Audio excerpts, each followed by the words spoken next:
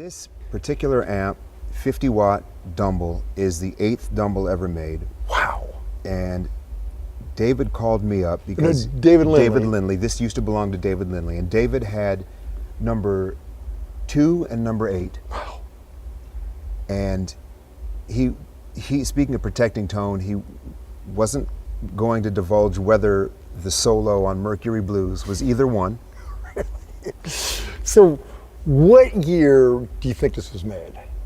This had to be, if it's number 8, I suppose it's early 70s. God, so could this have been out with like Jackson Browne on the road? No, it was Jackson Browne and El Rayo X. Oh, won't you stay? Could have been done on that. Could have been. Oh, jeez, man. That tone on that, forget about it, man. That was the aim. I mean, that set the standard for lap steel overdriven tone. God, right? Because I mean, I remember hearing that thinking, what is that instrument? Yeah, the whole world stood at attention. Yeah. So this is that. I mean, this is probably that amp, man. Yeah. Jeez. Okay. So he contacted you. Contacted me. He was letting. He has an arsenal of Dumbles. Got to. Yeah. And he was letting his main two go. Huh. Number 2 and number 8. Wow. And he gave me first call, and we made a point of, I said, I don't, never mind what was played through which one, I just want the one that sounds the best for what I'm trying to do. Yeah. So I plugged them both in, and I ended up with 8. Wow, that's great, man. And you can see those are. I love all of Lindley's old settings. So that's his marking. Oh, yeah. And I mean, it's just like David to just go, never mind like tape, it just like, boom, Sharpie to face. Yeah, and they're so strangely arbitrary. Yeah, and you're right. Like is that really for the bass? Did David crank the bass all the way over? Is that possible? At one point, maybe. I don't know. God. And maybe, and treble has one that's hot up around 10 too. So did he kind of do his own mastering and just go treble bass? God, that's so crazy, man. Yeah. Have you ever tried those? Oh, you had. I'm sure you have. I'm sure you've said it. Yeah. You've done it all by now. Because how long have you had this now? I've had this for 15 years, 10 years, 10 years. Good for you, man. That's great, and so great that you tour with it. Again, I can't. I just can't leave it on the shelf. Yeah, right. Because in nothing else. Listen, there's a lot of things that come close that I found, and there's great Dumble sounding, beautiful overdriven amps out there, but I just can't hit the mark the way I do with the Dumbles. And what a treat for your audience to actually hear that sound. I mean, hear that sound. So it's I love that. I love the give a shit. Yeah. Yeah, man. I mean, look, if we were guaranteed 3 or 4 lives, it'd be a different thing, man. But you got one road here. Yeah, right? Yeah. Okay, well that is fabulous, man. And 50 watts. The fun part was, I mean, we kind of met up at an undisclosed location. Oh yeah. It was a late night, like a drug 1 in the morning deal. It was kind of like I've got the shit. Meet me at 1 a.m. at this location. Yeah, that's perfect. Wouldn't want it any other way. Really though. Great. And then we met up in this beautiful theater that David had a friend of his open up. So the tone, it was like this. So the tone would really sing out. Oh, so we met in a theater, in an old wood theater. So you could audition them right there. Yeah, on stage. Wow. God, that's great. And so it was number 2, number 8. Wow. And even though 2 was the second amp Dumble ever made, that one, number 8, to me had the tone. Yeah, because he had 6 other ones to get it right. Maybe at that point, I suppose that made a huge. Maybe Dumble was tweaking as he went. So, what cabinet are you running it into? This is a Glassworks single 12. Yeah. Okay, great. Love it. Love the cabinet. Great. And a Celestion 100 watt, I believe. Yeah, it looks like a G112K100. Yeah. Great. Okay, and then if this isn't cool enough, just sitting right next to it, you've got its little brother. Yeah, this This is an amp that Alexander made for me. Now, when he's making, I've heard that when he's making an amp, like he really is trying to gear it towards your thing. Absolutely. I mean, it's a custom, like a custom suit, you know. That's exactly what it is. Huh. That's great. You bring in, and especially with me, I have open tunings as low as B and as high as F, and you bring all your instruments, Yeah. round necks, lap steels, different tunings, and he takes notes on his oscilloscope and what it's doing with the different instruments that you have, and from there, scientifically builds an amp around your frequency spectrum. Wow, that is next level. And I know people talk about the price situation, but that had nothing to do with Alexander. That's what the market demanded. Right. Yeah. Yeah. I get it. I get it. Yeah. And even at that price, I mean, the amp took me the better part of, I don't know, 3 to 5 years. It could have been 3, it could have been 5. It felt like 100. But it was probably 3.5 years. And I mean, it was the only amp he was working on at the time. I mean, Wow. he just does them one at a time. You just get in line. If you're lucky, you get in line. And then from there, you know, I would imagine he puts, I'm going to say like 500 hours into this. I mean, it's a lot. I mean, the chassis is metal, and when he put, you know, the clamps onto the metal, before there was one piece of solder in the whole thing, he said, I finally finished, you know, the frame of the amp. I guess it's the chassis, right? Yeah. And it was so well polished, and the welds and everything was that could have been in a museum. Wow. And he stuck a couple of the clips and put it on a scope, and it had 0 charge. The metal frame for the amp had 0. There was nothing, no electrical magnetic pull coming from it. And he said I've built these, and in the end, I've put my charge. I've gauged it, and it's had a 0.01 charge, and I had to start over. Wow. So I mean, he makes sure that the frame doesn't have anything pulling that shouldn't be pulling. I mean, that's how serious he takes it. He does all the cabinetry himself. I mean, it's wild. It's wild. Yeah. He's an artist. Yeah, He's an artist. That is incredible. What are the amps?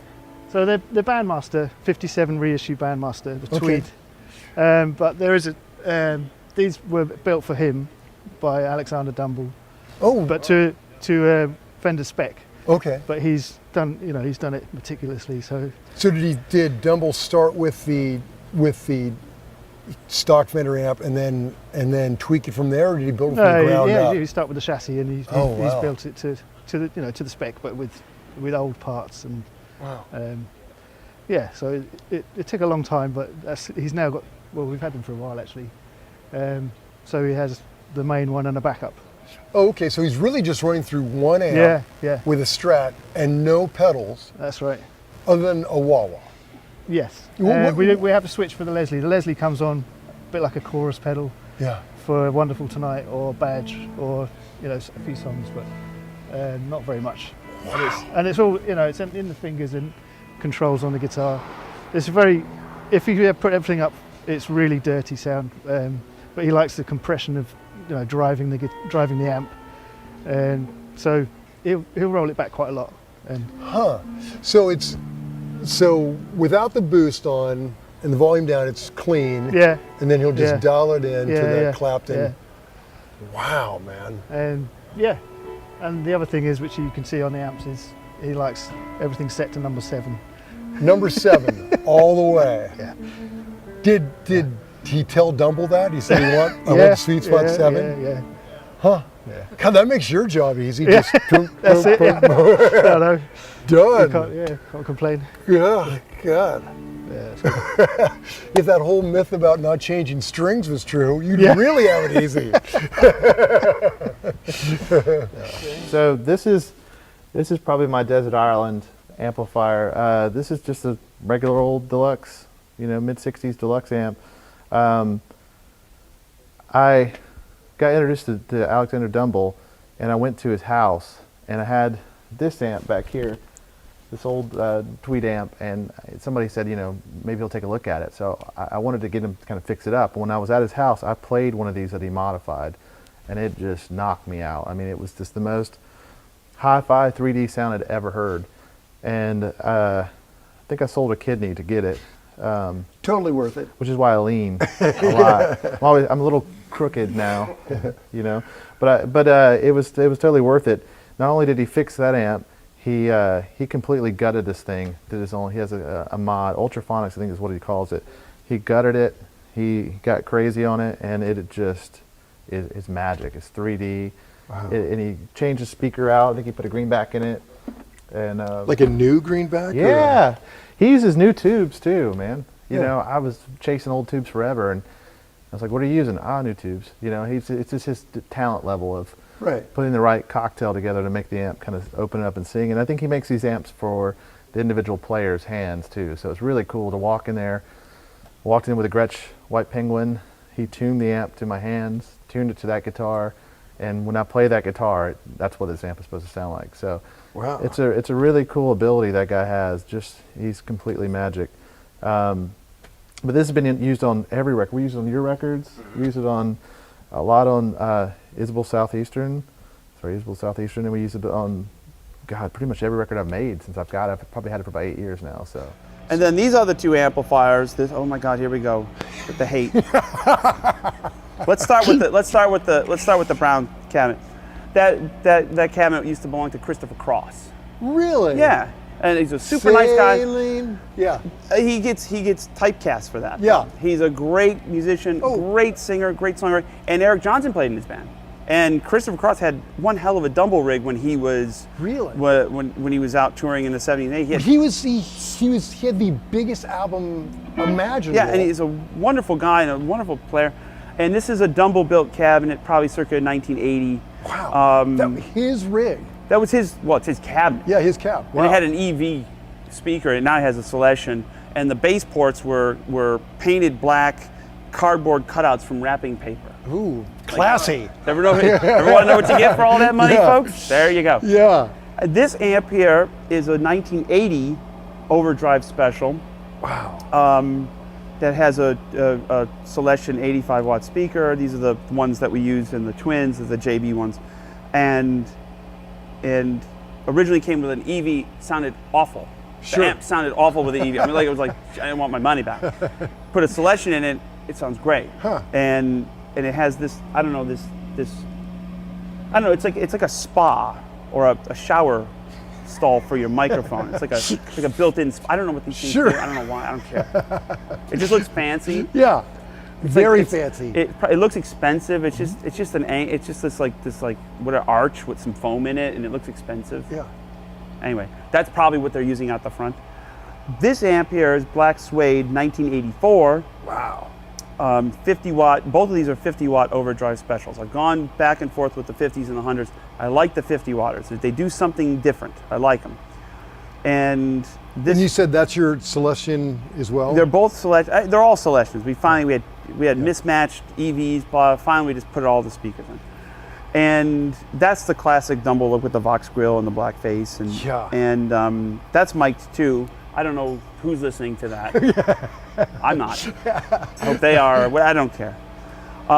This is the amp I listen to on stage, and that's the amp that they kind of blend. I would assume it's the two that they blend out the front. And it's all just mono, and with the difference between the Dumbles and the Twins are like this. So when you just listen to the Dumbles,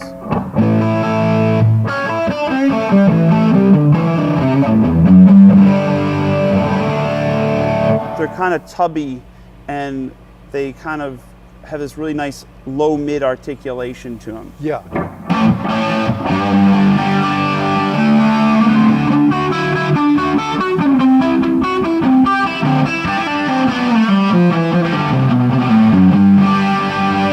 You hear all the chord, but it's not all of the sound. And then the Twins, I think this is standby. If not, whatever. It's amazing when everything's off. The Twins are the afterburners. So Yeah. this is the Twins. I used to use 4 Twins. I think you can still do that too. It's fine.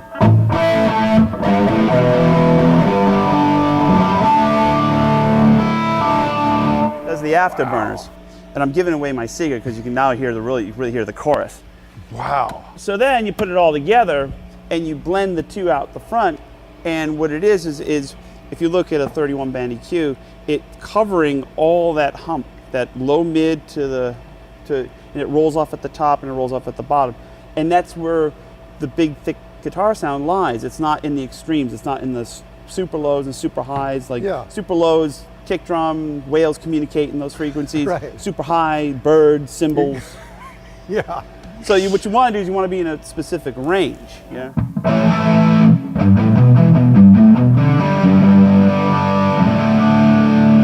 And it all works for Les Pauls. You know. God.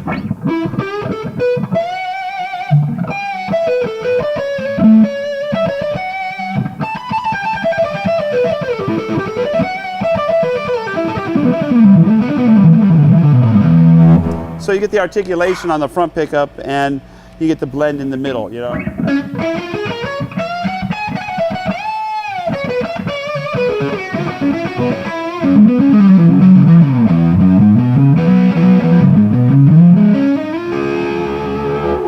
there you go. And that's the trick with the amps. God. So this one came from Dave Cobb, and this is a 64 Fender Pro, the non-reverb with the 115. 115, before they went to the 212. Yeah, 65 they went to 212 and added a reverb, and this one has also been worked on by Dumble. But it's still essentially a Fender Pro. I think he just went in and took the best examples of a lot of Fender parts that he had from that era and made a cocktail for it. So it's supposed to be as good a Fender Pro as you're going to get before they went to the 212 and reverb. And so obviously without the reverb, brings you to the little tank. Putting this blackface tank, like a 65 blackface tank through it, and I went back and found a Jensen 15, like a C15N, I think is what they originally used. And I found one that looked like it had been in like an organ or something, because it had never been played through. It was from '63, but it was brand new.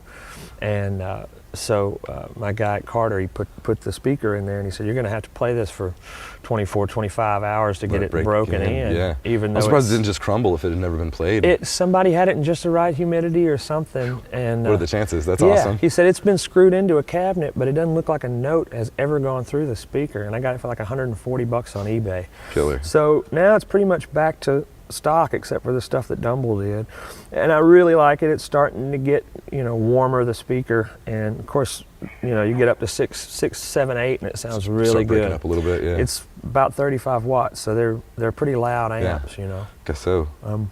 But yeah, I run that through the reverb for that. All right, finally, let's get to the amps. And you have a couple Holy Grail amps that he's brought out on the road on this tour. So tell us a little bit about these, the pair of Dumbles you have sitting here first. This Dumble head he actually got first. He bought this off another a peer of his, and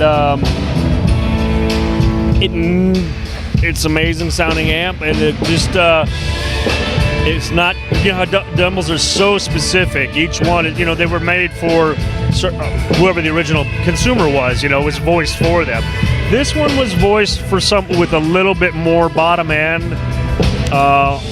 which is not really his. Don't get me wrong, it's a great amp, but it's not. So then that brings us to the search for, and eventually he acquired this one, which is an even older model Overdrive Special. And this came from Dan's Chelsea Guitars in New York. This used to belong to Tom Verlaine from the band Television. Yeah. It's obviously they're similar, but this one just sounds. It lends itself more to Keith's style of playing. There's just the voicing, and it's just more balanced for him. And so this guy's my spare. I mean, yeah, it is nice to have a backup of a Dumble for a Dumble. And then, and for most of this summer, well, all of this summer, the amphitheater tour was these two amps. And then for about half the arena tour, it was these two amps. And then let's talk about the amp and your rig here. Do you change your setting night to night? Setting virtually never changes. It's a very rare situation, where it needs to change, and that will be because the power is not good, and I'm looking for dirty power or weak power, and so I'm trying to find what's missing, and it can help a little bit, you know, like there's no low end, you know, the stage gives you too much low end, or there are variables out there, but generally just leaving it alone is the best way to go. So you get the same sound. I mean, it gives you a consistent sound. It does. Again, the one thing about the Dumble amplifier, which is my only complaint, and it's hardly a complaint because there are so many myriad beauties, you know, but it's very sensitive to power. It really? Yeah, it really reacts to power. You know. If the power's dirty, or if it's, you know, a little weak, the amp doesn't perform like it should, you know. But you said something about the consistency of tone over volume. I mean, you know, because of this interview, you know, I brought the amplifier way down here. You know, it's on 2. It's only on 3 over here. Basically, for the set tonight, it'll be like that. And everybody's going to think I'm kind of loud. So it's a very powerful amplifier. But yeah, I was just saying that, you know, on 1, or this is the master, or, you know, I was going to see if it went to 11. It goes to 9, mine. It sounds exactly the same, you know. Just louder. Just louder or quieter. Right. And I think that's kind of amazing. It may or may not be, but. And so, have you had other Dumbles? I mean, is this your amp? Yes. I mean, I have 2. You have 2? Yeah. Are they interchangeable? Almost exactly. I mean, Alexander made a point of telling me, I really did everything I could to duplicate your amplifier, you know. He really impressed upon me that he had made every effort. You mean when you got one later? Yeah, I had another one built, like I bought this one in, I think, 82 or 3. And I've used this very head on every record I've ever made since then. So did he have to look at this one to do the duplicate? He has specs. Okay. You know, he has all the information he needs. So he just did it from that? I don't remember if he kept it for a minute and listened to it a little bit, you know. I'm not sure. But the guy has the greatest ears on planet Earth. I mean, just unbelievable ears. He hears everything. It's just, it's astonishing. Well, yeah. And if I might interject, one of the brilliant aspects of Alexander's artistry is that he can voice amplifiers for the musician. And a classic example, and Robben will know what I'm going to say here, is on a gig, Larry Carlton and Robben were playing together, each with their own respective Dumbles, each voiced for them. They decided to plug into each other's amps. Just to check it out. And it just didn't work. It just wasn't happening. Oh. Strange. So in voicing them for both of you guys, was that something that was a process of going back to him, or did he do that? He didn't do that and just listen to you? He has a way of predicting what will work, you know, through electronic many years of experience, you know, and knowing, right? And great ears. Yeah. But you were literally his inspiration for developing this amplifier. Yeah, it's one of my prides. The Overdrive Special, Dumble got the idea for the amplifier listening to me play back in the day that you were talking about when we were, you know, up in the Bay Area playing around there. He used to hear me play in Santa Cruz at this place. Ben Lowman actually was Right. I remember that. Can't remember the name of the joint, but in any case, he got the idea for the Overdrive Special. Basically, I was playing through a basement head, basement cabinet, piggyback. Voila. And so he took a Fender basement head and did his mod to it, you know. So the Dumble is basically, the schematic is a Fender basement. That's where it starts. The output section is exactly a Fender basement. Okay. So let's talk about the cabinet. Is that as special? Well, Rick actually had some insights into that. Well, this cabinet actually goes with the other head, but it's stocked with the same speakers as the other cabinet, the blonde cabinet that goes with this. They're both Celestion 65s, and they're very consistent speakers. Robben's been using them for quite a while now. But what we notice is that, or what I noticed on a personal basis, is that this cabinet just sounds really, really magnificent with this head. The other one's great, don't get me wrong, but this one seems to have a thing with this head, and they are made out of different woods. This is a mahogany ply. It's just, again, a Dumble design and just brilliant artistry and just absolutely mahogany wonderful. ply. Yeah. What's the other one? Do you know? I'm not positive. I haven't seen it for a while, so I can't quite remember. But A non-mahogany ply? that's it. Well, it's lighter. It's definitely lighter. I don't know how many pounds. Yeah. You know, I don't know if you have any. Right. It definitely is. It's lighter, and this one just has. Got a tighter sound. It projects. The clarity in the low register is amazing with this. It's like much. It's kind of more hi-fi somehow. It's more high fidelity. The sound that comes out of here.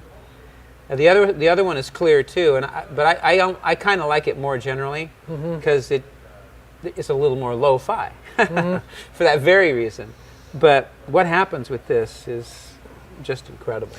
So this is your touring cabinet? Yes, it is. And well, both of them are. So you just take. There have been logistical reasons why. The reason that we have these instead of a matched set, you know, is because of where they've been and what we've been doing. It's kind of luck of the draw, actually, at this moment, because we had to get them both back from Europe, and we had to leave this one in Europe because it was just too heavy to fly out of Heathrow. So we had to. It stayed there for months. We had to leave it for a parked while. it. Yeah. And so when we went back for the recent tour, we didn't take a cab because we knew there was one there.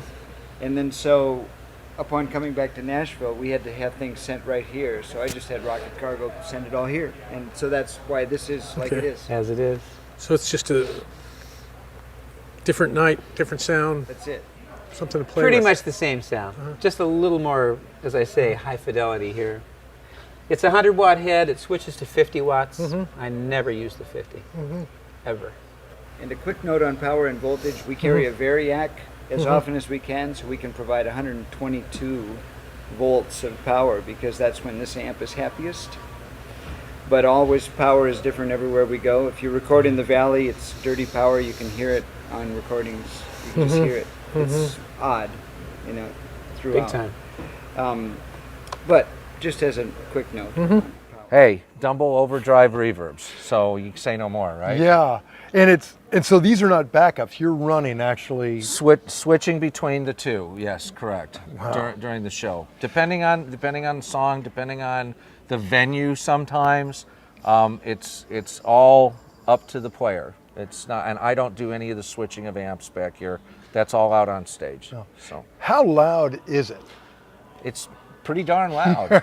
It can be, although I will tell you that a lot of times we'll go in to do a TV show or something like that, and I'll go out and I'll send the loudest signal that's going to be sent, and everybody in the room, you know, to the audio guy, and everybody in the room is like, oh my God, we're going to suffer. It's going to be horrible, right? And I have to tell them, I said, well, you got to understand, I'm playing louder than Carlos will play, and I say, here's how he will play. Because he's manipulating the tone or the volume control on the guitar, so he'll be turning that down a lot. He's very rarely full out on that instrument, right? Because he's trying to blend his guitar into the stage, into the room, into what he's hearing, and so and a very dynamic player. That's a big part of his That's thing. right. So when you start backing the volume on the guitar down, it becomes not so loud. And another thing about it is it sounds good. It's not tearing your head off with high end, and so you can almost get away with a little more volume, and you're not really causing people pain. Right. You know what I'm saying? Yeah. Okay. Well, I wonder if there's anybody else in the world that travels with two Dumbles. I don't know. Probably. You know, I think doesn't Ben Harper have a couple? John Mayer, maybe, people like that. I don't know. Yeah. Yeah. Larry Carlton. I think he's a Dumble guy. Yeah, but two of them. Traveling. Yeah, maybe you got to have a spare, man. Well, these are beautiful. So this right here, this is the secret weapon. You know, if you just look at the amp, it looks like a Fender Deluxe reissue, and actually, you know, the chassis and the cabinet and all of that it's a 1957 Deluxe reissue that they do at the custom shop, you know, and they're really great amps from the custom shop as they are, because they're all hand wired and they put a lot of effort into these amps. But this particular amp was built by Alexander Dumble, And he opened up this amp, and he completely gutted out the entire amp, and he rebuilt his own circuit into it. I don't know anything about the circuit. I don't know what he did to it. I just know that the amp sounds absolutely incredible. He's got, I want to say it's putting out like 15 watts, like an honest 15 watts, or maybe it was 18. He gets more power out of these amps than they're actually supposed to be capable of producing. We put a Celestion greenback speaker in it, and you know, I use Celestion speakers in just about all my amps, except for the ones that take 15-inch speakers. But this amp just sounds incredible. And so what we're doing is I'm running these other two amps that are 45, 50 watts, but I got this one going over here that we use, and we just mix it. We just bring it right up into the mix enough to where it just kind of like puts the icing on the cake. And this thing enables me to get all kinds of sustain. I mean, you wouldn't think that an amp that's that quiet, or that, you know, 15-watt amp would do much in comparison to two 50-watt amps side by side. But this thing, just adding that to the mix, gives me an unbelievable amount of flexibility. It gives me all kinds of like sustain, overtones, undertones, just like there's nothing harsh about it. It's just like honestly the best thing that you could put on top of this rig right now. For those that are curious, it's called, he calls it Tweedledee Deluxe. I use that and the overdrive special on a lot of songs in the studio. And then of course, a lot of people are knowing the Dumble amplifier made by Alexander Howard Dumble. And this is one of them right here. This one's a steel string singer. This one doesn't have overdrive or anything. It's an amplifier that's clean sounding, yet is able to produce a great big sound.